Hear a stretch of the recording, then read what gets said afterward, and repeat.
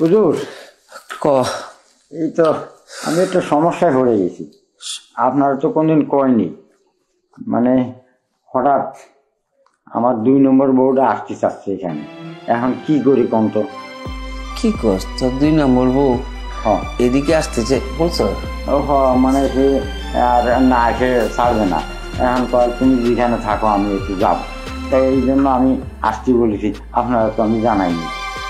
যাক তুই আমার অ্যাসিস্ট্যান্ট, তোর কথা রাখতেই তুই অনেক কাজ করছ আমার, কোনো অসুবিধা নেই। তুই একটা কথা রাখছিস, আমি কি ফালাইতে পারি? বউ কি সুন্দর! বউ মানে সেই আমি সুন্দর।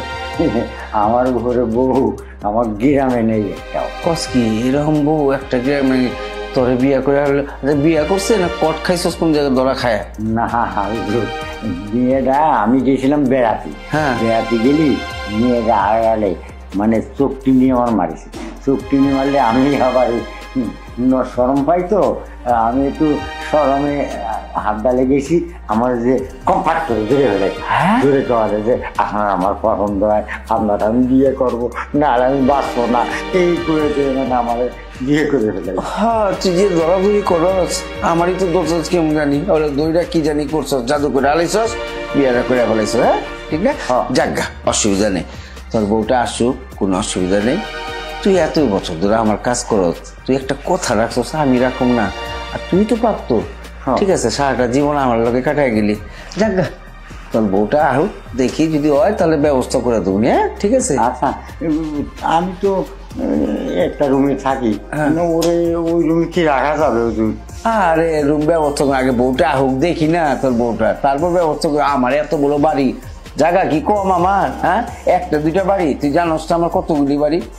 তাহলে হুজুর তাহলে আমার মাফ করে দিছেন। আপনারা না জানে বিয়ে করেছি, না জানে বউ রাস্তি করেছি।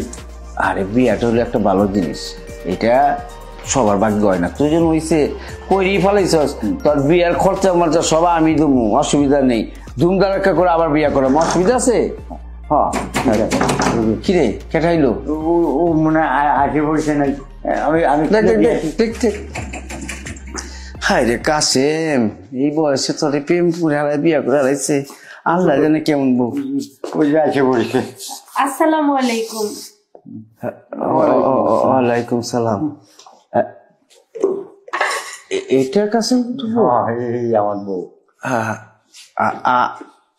আপনি ভালো আছেন?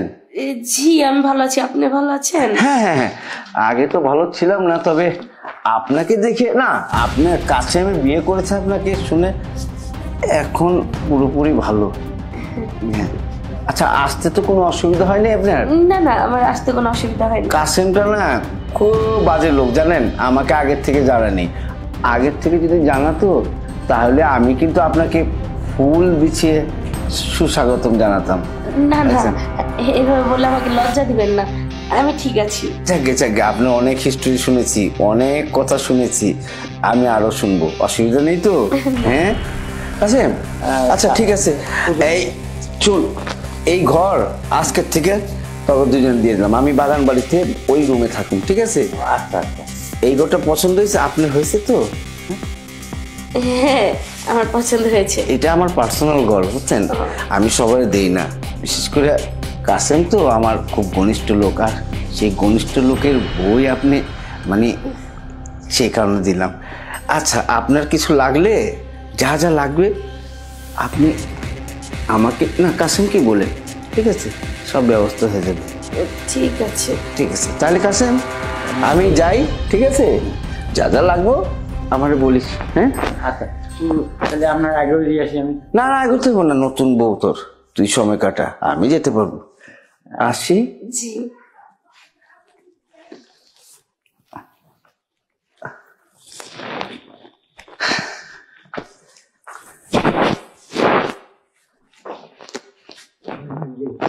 না ভালোই বুঝলাম, তোমার মালিকটা তো খুব ভালো, খুবই সুন্দর, হ্যান্ডসাম। আমার মালিক আমারে, আমি মালিককে তো করিনি, মালিককে আসতে করেছি। তুমি আসার আমি মালিক তো মানে খুশি হয়েছি। মালিক, আমার মালিক তো খুব ভালো। তা দেখেই বোঝা যায় তোমার মালিকটা যে কত ভালো লোক, কি সুন্দর তার এই রুমটা ছেড়ে দিয়ে চলে গেল।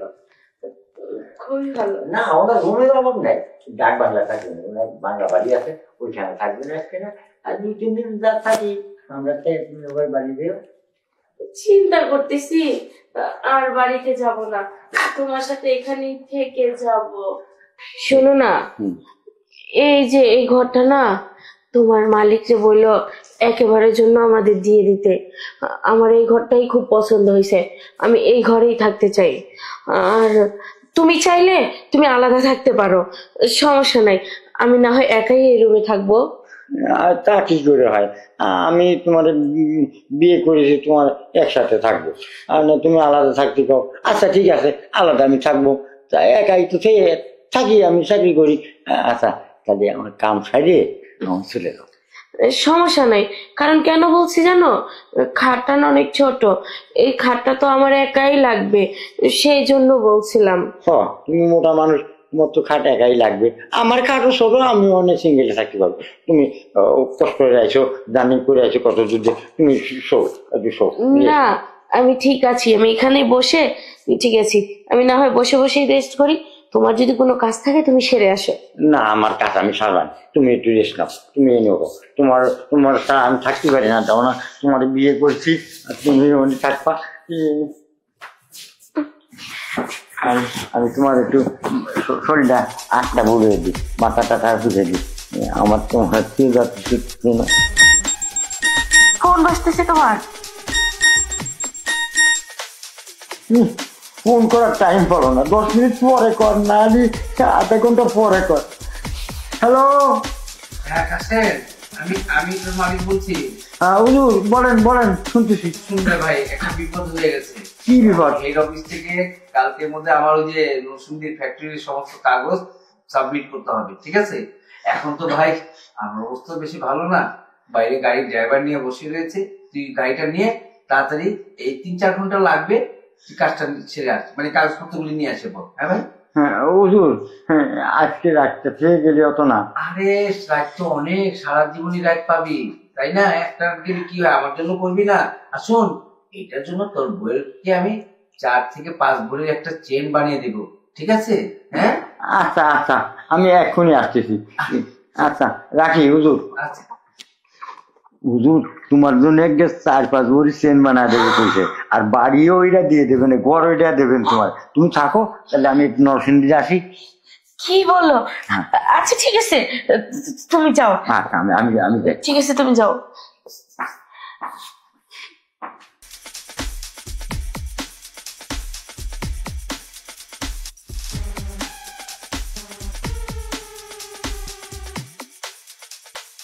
কি বলে 4-5 ভরি?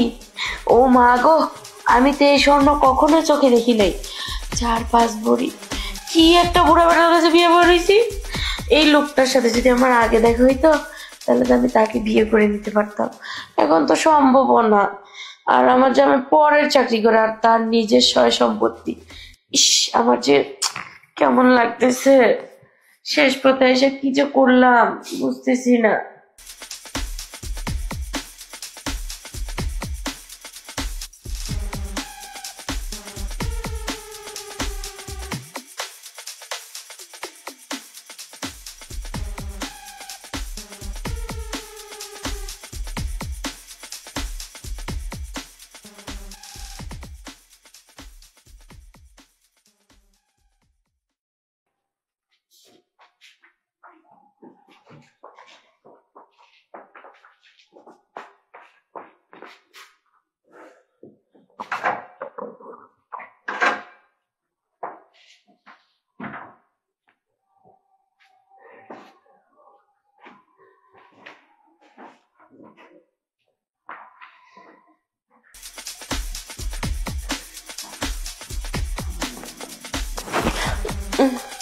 ইয়ে মানে হুজুর আপনি?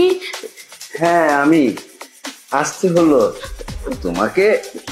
আপনাকে কি অবস্থা আছেন, ঘুমিয়েছেন কিনা সেগুলো দেখতে আসছি, খেয়েছেন কিনা। না হুজুর, হঠাৎ করে চোখ লেগে গেছে তো, তাই একটু ঘুম আসতেছিলাম। আপনি হঠাৎ করে এই রুমে? আসলাম, আপনি তো আমার মেহমান তাই না, আমার কর্তব্য আপনাকে খেয়াল করা, সেবা করা, সেই কারণে আসলাম। আপনি তো বিরক্ত বোধ করছেন না? না না। দেখে আসলে আমার অ্যাসিস্ট্যান্ট কাসেম আপনাকে বিয়ে করেছে, খুব খুশির সংবাদ। তবে এটা আবার দুঃখের সংবাদ, কাসেমের সাথে আপনার বিয়ে হয়েছে। আপনি একজন সুন্দরী, এত একটা সুন্দরী, এমন ফিগার। আপনার বিয়ে হওয়ার কথা ছিল তো মানে ওই রকম রিচ পরিবার, বড় লোক। সেক্ষেত্রে হয়তো বুঝতে পেরেছি যে হয়তো আপনার কোনো কিছু দুর্বল ছিল বা আর্থিক সমস্যা ছিল, এই কারণে হয়তো বিয়েটা করেছে। যাকে সেগুলি বিষয় তো আমার জানার দরকার নেই, সেটার জন্য আমি আসছি। আপনার জন্য আমি একটা 5 ভরি স্বর্ণ, মানে কাসেমকে আপনি বিয়ে করেছেন সেটার জন্য আপনাকে আমি গিফট করব। আইসে বলবো আমি অর্ডার দিয়েছি জুয়েলার্সে। কি বলেন হুজুর, আপনি আমাকে এত দামি একটা হার কেন গিফট করবেন? আমি তো আপনার কাজের লোকের ওয়াইফ, তাই না? না না, ওভাবে বলবেন না, ওভাবে বলবেন না, খুব খারাপ লাগে। কাজের লোক আর কিছু, সবই আমার কাছে সমান। না কাসেমের আপনি বউ, আপনি 5 ভরি তো এটা কিছুই না। আপনার বিয়েতে চিন্তা করলাম ধুমধারাক্কা করে আপনার বিয়ে দেব। আমি সেটাও বাজেট ধরেছি 50 লক্ষ টাকা। কি বলেন স্যার, আপনার কি মাথা নষ্ট হয়ে গেছে নাকি?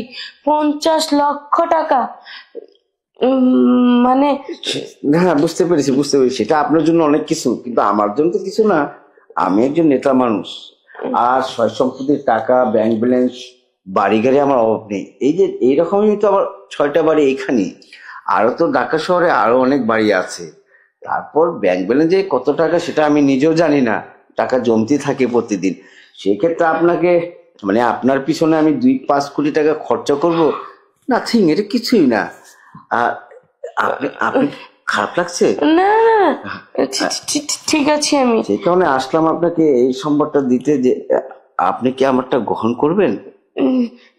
কেন না স্যার, আমি অবশ্যই আপনারটা গ্রহণ করব। কারণ আমি এতগুলা টাকা বা এত বাড়ি গহনা আগে কখনো দেখিনি, সেই জন্য একটু মানে খারাপ লাগতেছিল। আসলে কি জানেন, আপনার চোখ দেখে আমি কিছু আন্দাজ করতে পেরেছি। মানে কি বলেন স্যার? মানে আপনার ভিতরে অনেক ভালোবাসা, কিন্তু প্রাপ্ত ভালোবাসা পাচ্ছেন না। সেই কারণে আমি আবার ফিরে আসলাম যে আপনাকে আমি কিছু গিফটও করি আর কিছু মনের কথা বলি। আপনি এই বাসায় থাকুন, কোনো অসুবিধা নেই।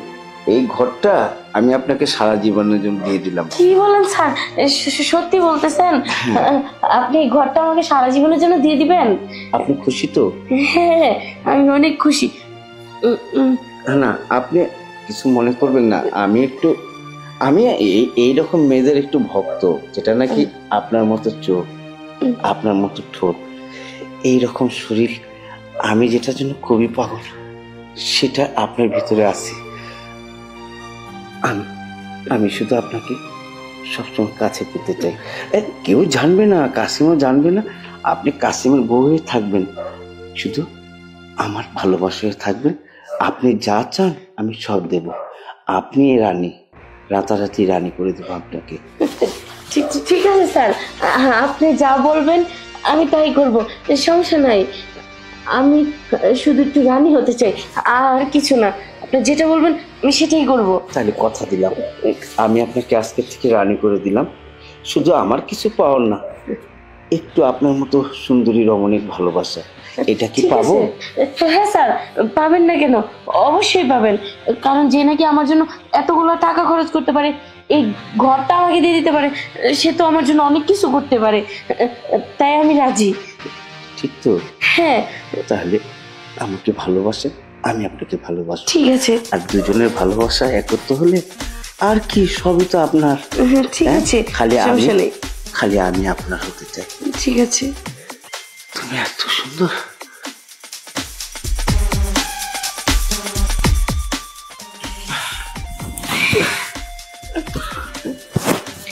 তাহলে আমি আসি। ঠিক আছে। তোমার প্রতি আমার নজর আছে সর্বক্ষণ। হ্যাঁ, তুমি ভেবো না আমি নেই, আমি সব জায়গাতে আছি। ঠিক আছে।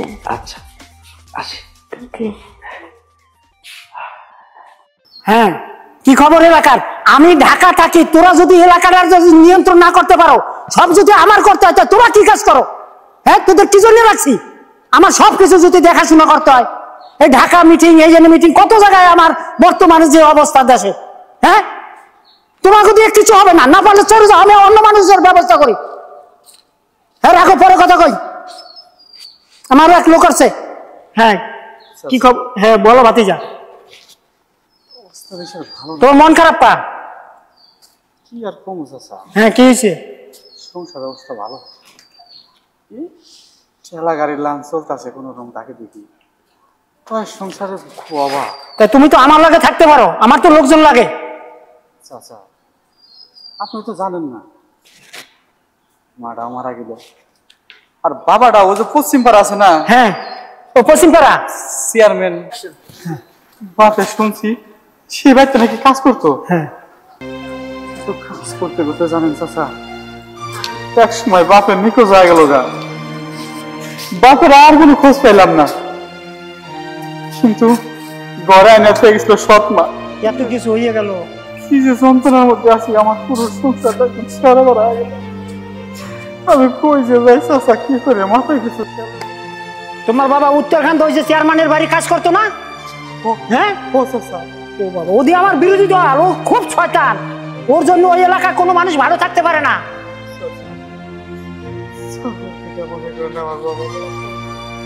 থাক মন খারাপ করো না, আমি তোমার একটা বুদ্ধি দেবো, মানে বিহিত এটা করতেই হবে। ও চাচা, চাচা আপনার দিকে না তো ধরি চাচা, আপনি জানবেন খাইকা আমাদের কামটা বলে কইরা দেন।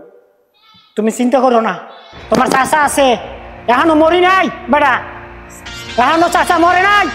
আপনি আছেন দেখলে কি বড় মুখ করে আপনার কাছে আছি, জানেন চাচা জেনে জেনে গেছি সবাই আমার বুদ্ধি করে তারাই, কেউ আমার ভালো একটা পরামর্শ দেবে।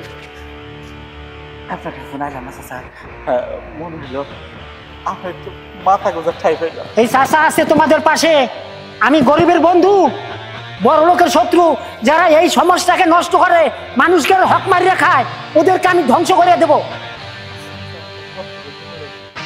বলো মানুষ কেন এরকম করে? গরিবদের উপরে মানুষ কেন নির্যাতন করে? তোমার মার খবর কি? তোমার মা ওই বাড়িতে কাজ করতো না? মনে করেন যে আমার মাও তারপরে কার কথা বলে কি হয়ে গেল চাচা, কিছুই বুঝি না চাচা, কিছু একটা করেছে। ভাতিজা আমি আছি, চিন্তা করো না, আমি তোমাদের পাশে আছি ছায়ার মতো। তাতে কি হয়েছে? তোমাদের পরিবারের প্রতি আমার একটা দায়িত্ব আছে, আমার একটা কর্তব্য আছে। চাচা আপনার প্রতি অতটুকু ভালোবাসা বিশ্বাস আছে দেখা আমি আবার আপনার কাছে আইছি। তা ভাতিজা আমার ওই পাড়ায় একটা দরবার আছে, ওইটা একটু এমার্জেন্সি যাইতে হবে, তুমি চিন্তা করো না, তোমারটা আমি ওরা একটা ভালো মতন দেখতে আসি, আমার উপরে ভার দাও। আচ্ছা ঠিক আছে, তোমার ব্যাপারটা আমি দেখতে আসি। তাই তুমি যাও, ভালো থেকো, শরীরের প্রতি যত্ন নিও, আচ্ছা ঠিক আছে? কি লিখে রাখছো কও? হয়েছে কি, হ্যাঁ তুমি তো বলছিলা যে আমারে বিয়ে করবা, হ্যাঁ, তাই এখন কি করলা সেটা বলো। আমি তো প্রেগনেন্ট। কি প্রেগনেন্ট হয়েছো? হ্যাঁ। এইগুলি খেয়াল রাখতে পারো না, এখন প্রেগনেন্ট মানায়? হ্যাঁ আমি তো তোমার বিয়ে করি দেই, বিয়া যখন করুম তারপর বালবাদ চাইবো, এখনই যদি বিয়ার আগে এইগুলি নাও আমি সমাজে কেমনে মুখ দেখামো? দোষটা আমার না, দোষটা তোমার। আমি তোমার কতবার বলছি যে এখন আমার কাছে আইসো না, এখন আমার কাছে আইসো না, যখন বিয়ে হইব তখন আইসো না। তুমি তো আমার কথা শুনলা না, তুমি তো এসা ঘুমের মতো জড়াইয়া ধরো, এখন জড়াইয়া ধরছো না, ভালো করে ধরছো। আর দৌড়ছি ভালো কথা, তোমার কি এই মাথার মধ্যে বুদ্ধি যদি নাই যে এই যে জোয়াইছি দৌড়ছি ঠিকই, ওইগুলি শেষ করে এবছর দেবসনের ব্যবস্থা করে নাই, ওই পিল টিল খাইতে পারো নাই? এই তুমি এগুলি কি কইতাছো? আমি এবার শুন করবো মানে?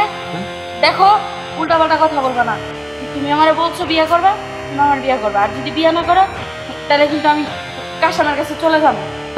কাসেম তোমার জামাই? হায় রে কাসেম, কাসেম যে কবে মাটির থেকে উইটা উপরে গেছে গা, এটা তুমি খবর রাখো? হ্যাঁ ওরে ওরে তো আমি কবি মাইরা ফেলাইছি, মাইরা বস্তার মধ্যে ঢুকাইয়া ওই যমুনা নদীর উপরের থেকে ফালাইছি। পত্রিকায় পড়ো নাই, লাশ পাওয়া গেছে, মুখের কোনো চেহারা নাই, কিছু বোঝা যায়নি, ওইটি তোমার জামাই। কি করছো? হ্যাঁ কাশিমকে মাইরা ফেলাইছো? তোমার না আমি পাওয়া ওরে জন্মের পাওয়ানো পাও। আমার বাবা কি দোষ করেছিল, কি অন্যায় করেছিল? তুমি তুমি আমার সৎ মা। আমার ঘৃণা লাগে, তুমি আমার সৎ মা, কি করে পারলা? সামান্য সামান্য একজনকে পাওয়ার জন্য তুমি আমার বাবাকে অপমানের দায়িত্ব নিয়ে আমি আগে সন্দেহ করছিলাম আমার বাবা একটা নিরীহ লোক, ভালো লোক ছিল, আর সেই লোকটাকে তুমি এইরকম ভাবে খায়া দিলা, একটা ফটো বুক কাটলো না, হ্যাঁ? আর তুমি একটা কথা বললা না, শুধু এই লোকটার কাছে পাওয়ার লাইগা তোমার স্বার্থ বুঝলা, নিজের আপন স্বামীরে অন্যের হাতে তুলে দিলা শেষ করে দেওয়ার জন্য। আমি আমি তোমার ছাড়বো না, আমি আগে টের পাইছিলাম, আমি তোমার পুলিশে দেবো। হ্যালো সাগর, এই কাজটা করিস না। চেয়ারম্যান বাড়িতে চলে আসে, এখন চলে আসে। আমি তোমাদের দুইজনকে সাগর, সাগর তুই এই কাজটা করিস না বাবা, যা হইছে সব বুইলা যা তুই। একটা কথা বলবো না, তোমার ওই মুখে আমার নাম উচ্চারণ করবা না।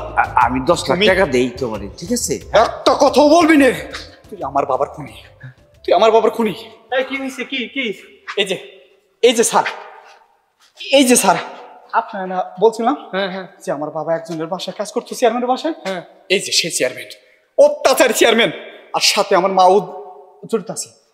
আমার মা না, সৎ মা, মা বলতে আমার ঘৃণা লাগে। এই যে আমার বাবার খুনি। ধরুন, এই তোমার এর পেজটা তো খুব চিনা চিনা মনে হচ্ছে। এই পর্যন্ত কয়টা খুন করছো? তোমার তো মনে হয় আরো মামলা তোমার নামে তো আছে, সেটা তো আমি জানি।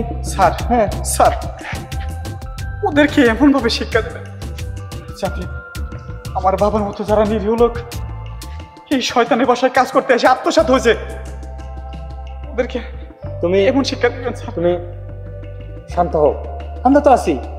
এর এমন শিক্ষা দেব, কারণ এরা আমরা খুঁজছি। এ তো পলাতক, এ আগে দাড়ি ছিল না, এখন দাড়ি নিয়ে তার রূপ চেঞ্জ করছে।